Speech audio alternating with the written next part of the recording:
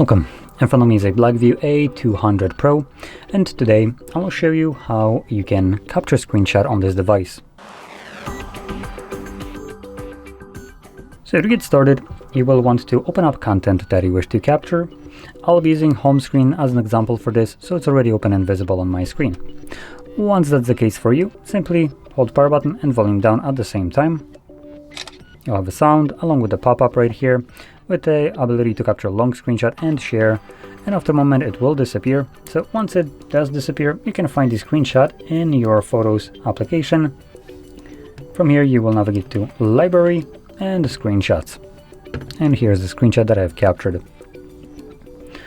So with that being said, if you found this very helpful, don't forget to hit like, subscribe, and thanks for watching.